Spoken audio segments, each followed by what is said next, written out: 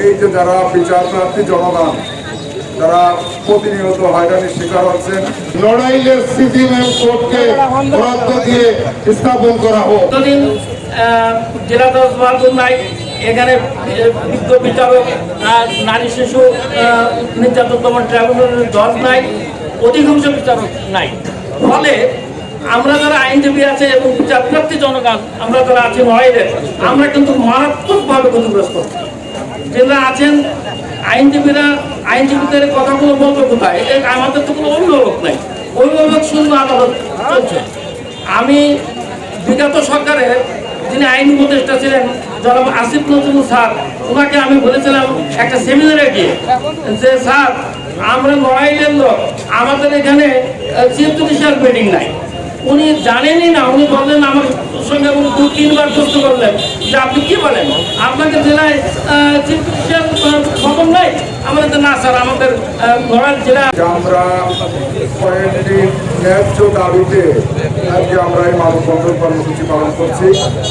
তার মধ্যে ইতিমধ্যে পূর্ববর্তী বক্তারা আপনাদেরকে বলে গেছেন আমাদের সিজিএম ভবন দীর্ঘদিন ধরে নাই, অনেক আগে হওয়ার কথা ছিল এবং বিজ্ঞ অধিকাংশ বিচারকই যা একটা জেলার জন্য প্রয়োজন সেটা নড়াইলে অনুপস্থিত।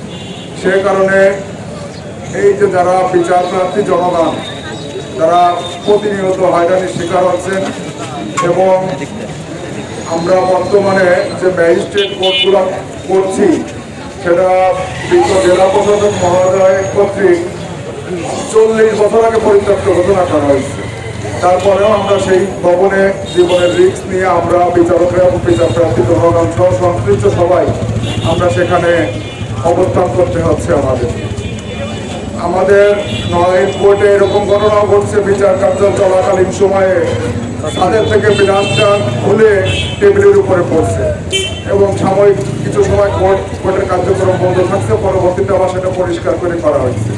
এই জন্য যেহেতু বাংলাদেশের আইনমন্ত্রী তিনি নিজে একজন আইনজীবী, আমরা ওনার মাধ্যমে মাননীয় প্রধানমন্ত্রীর কাছে আমাদের দাবি যে নড়াইল জেলার এই অবকাঠামোগত যে সমস্যা, সিজিএম ভবন সহ অন্যান্য যে দাবিগুলো আমাদের বিজ্ঞ বিচারকগণের যে শূন্যপদ, এগুলো অতি দ্রুত প্রদানের জন্য আমরা অনুরোধ করছি।